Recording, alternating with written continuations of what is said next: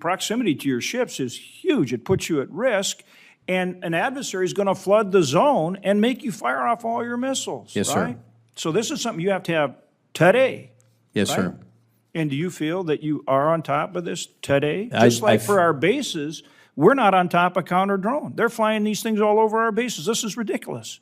It puts us in jeopardy. But we need to be on that now, guys. So do you feel like, I mean, do you have a certain comfort level? You got it? I don't say we have it because it is a vexing threat. I think we're taking steps as we've seen with the Forge Strike Group, and we'll continue to take those steps. Hey, y'all. Welcome back to Freedom Forge. If you're new here, I'm your host, proud American, unapologetic conservative, and someone who's never going to apologize for believing that the United States of America should always be #1 in the world. Today, we're breaking down a Senate Armed Services hearing that didn't get nearly enough attention in the mainstream media, probably because it tells a story they don't want you to hear.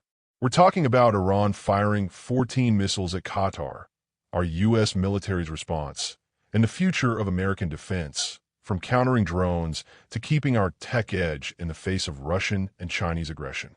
I've had strong opinions, so buckle up. This is about our national security, our military families, and the future of freedom.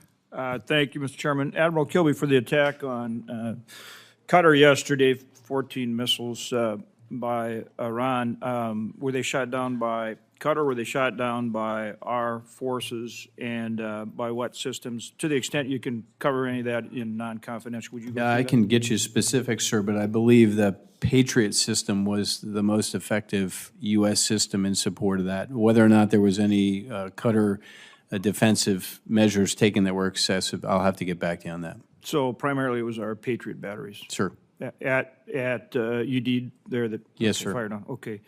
For all three of you, starting with you, Mr. Secretary, do you think that the United States needs to keep its lead in ISR technology, or can we just tell the Air Force and Space Force, nah, we don't need the new ISR systems, we'll just do everything with satellites?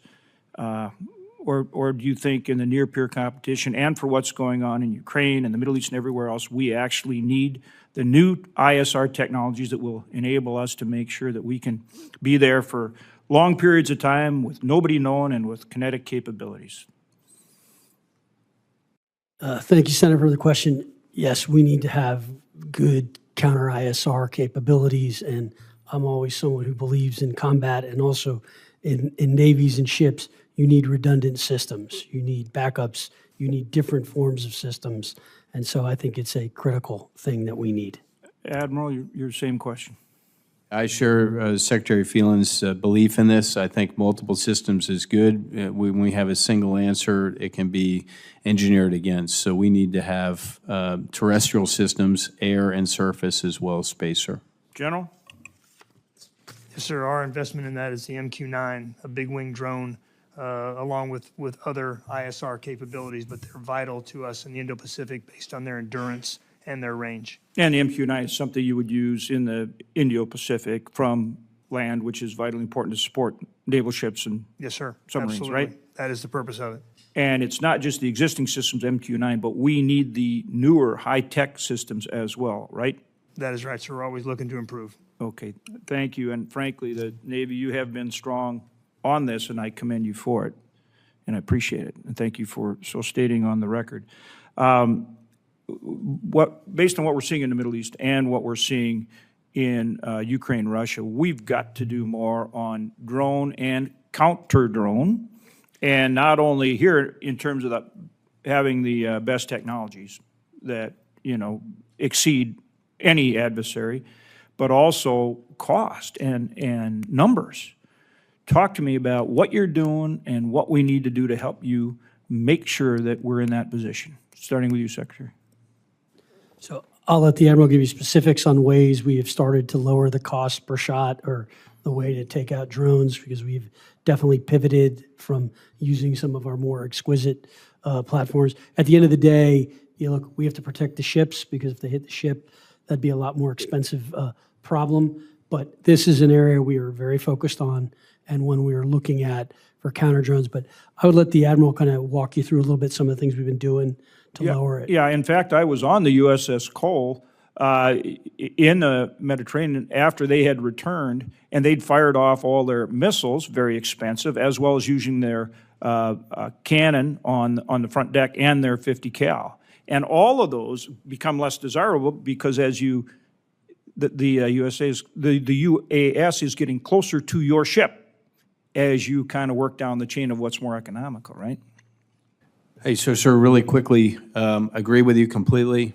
We can't use our most expensive munitions, which are really capable offensively in defense. But we found ourselves in that position when the Red Sea started. As things developed, we started to use air wings and the ability to attrite the threat of range, to even include helicopters.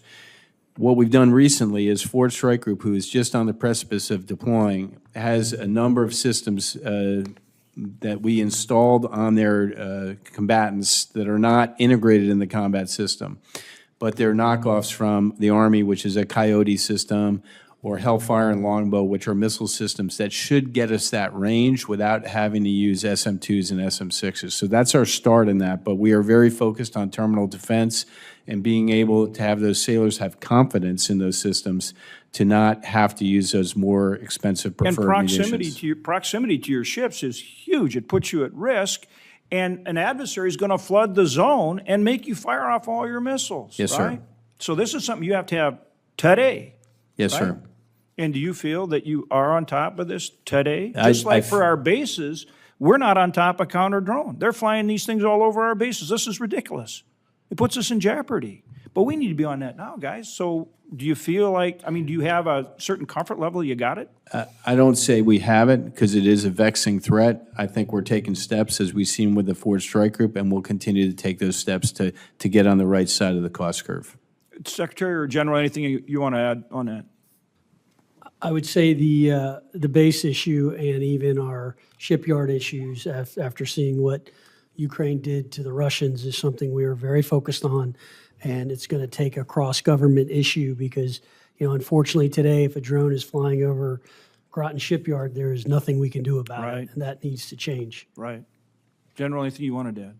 No, sir, we're working at all levels. We're working organic counter UAS. We're working installations counter UAS. We're working some of our bigger systems, our LMATIS, our lightweight marine air defense integrated system, our medium range intercept capability, but our counter UAS for installations is woefully behind. And we have to get Final after point is, we're talking so much about the B-2s, and rightly so, but what you did with your submarine was absolutely incredible as well. You guys are absolutely amazing what you do. Thank you so much. Let's start with the facts. Iran, yes, the same Iran whose leaders chant death to America, launched 14 missiles at Qatar. Now, folks, that's not just some far-flung skirmish. We have bases there, we have allies there, and that kind of attack is a direct threat to American interests and American lives. And who stepped up? Was it the Qataris?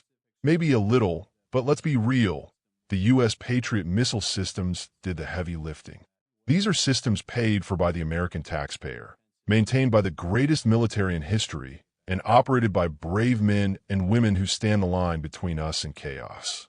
Remember that every time some career politician or activist says we need to cut defense spending, they're talking about the difference between life and death for our people and our allies. Next, the senator asked a question that gets right to the heart of our future. Do we still need to lead the world in ISR, intelligence, surveillance, and reconnaissance technology? The answer, Patriots, is yes. And every military leader in that room said the same thing. Let me tell you why this matters. ISR isn't just about satellites. It's about drones, sensors, real-time data that keeps our troops safe and lets us strike our enemies before they know what hit them. If we give up that edge, if we say, let's just use what we've got, you might as well hand the keys to the Chinese Communist Party and the Russian oligarchs. You don't win wars or keep the peace by falling behind. You win by innovating, by pushing technology, and by making sure that every soldier, sailor, airman, and Marine has the very best tools in the world. Anything less is an insult to those who risk their lives for us. I loved hearing our military brass say this: redundancy matters. The left loves to mock the Pentagon for having too many systems or wasting money on backups. Let me ask you, When was the last time you heard about a war where the winning side was the one with the least equipment? Never. If you've got only one system, you've got one way to lose. But if you've got layers on land, in the air, at sea, and space, then you can adapt. You can survive first contact. And as we've seen in Ukraine and the Red Sea, the enemy is always looking for one weak spot. We can't give it to them. The senator brought up the MQ-9 drone, and folks, this is the kind of thing that keeps us ahead. The MQ-9 isn't just a drone. It's a force multiplier, long range, high endurance, and able to keep an eye on vast swaths of ocean and land. In the Indo-Pacific, you better believe we need these, not just for show, but because China is building up a navy and air force that wants to push us out of the region. And it's not just the current models. We need to keep evolving. The enemy adapts. So must we. Let's talk about a reality check. Drones are now at the heart of modern warfare. And it's not just about our drones. The enemy has them, too. Cheap, plentiful, and, if we don't keep up, deadly. Our military is shifting, finally, away from using million-dollar missiles on $1,000 drones. You know what that is? That's common sense.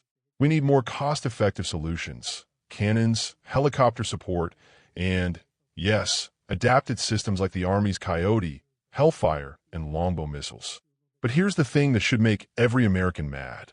Our bases and shipyards are vulnerable. Drones are flying over them, and we're sitting ducks. That is unacceptable. We're the United States of America. We should have the best counter-drone systems in the world. And if we don't, it's time to light a fire under some bureaucrats and get it done. No more excuses. The USS Cole and other ships have learned the hard way. Using our most advanced, expensive missiles to shoot down cheap drones is a losing proposition. We need to adapt, and it sounds like we finally are. But why did it take so long? This is what happens when politics and bureaucracy get in the way of military readiness. We need to empower our commanders to innovate, to experiment, and to get what they need fast. Not after a 10-year procurement process. Not after 50 committees. Now, did you catch this? Our shipyards, where we build and repair the very ships that defend us, are wide open to drone threats. That is insane. If you want a picture of what can go wrong, look at what Ukraine's drones have done to Russia's Black Sea fleet and airfields. That could be us, unless we get serious. And it's not just a Pentagon problem. This takes a whole-of-government approach, local, state, federal, and private partners. No more turf wars. No more waiting for disaster to strike. Before I close, let's give a big shout-out to our submarine crews. Our subs are out there, every single day, keeping America safe and projecting power like no other nation on Earth. When a senator says, "What you did with your submarine was absolutely incredible," you better believe it was. Those men and women are the silent backbone of American freedom. Here's the bottom line. Patriots, America needs to stay strong. Not just for us, but for the free world. Every single day, our enemies are watching. They're probing. They're building up forces. And if they ever think we're weak, they will act. Iran, China, Russia, they're not playing games. Neither should we. That means keep investing in new technology. Never settle for good enough. Demand accountability from our leaders and defense industry. Protect our bases and shipyards now, not after disaster. Support our troops and their families always. And let me say this to every politician who wants to cut defense, who thinks America should lead from behind, who would rather appease dictators than stand up to them. You are dead wrong. Peace through strength isn't just a slogan. It's a necessity.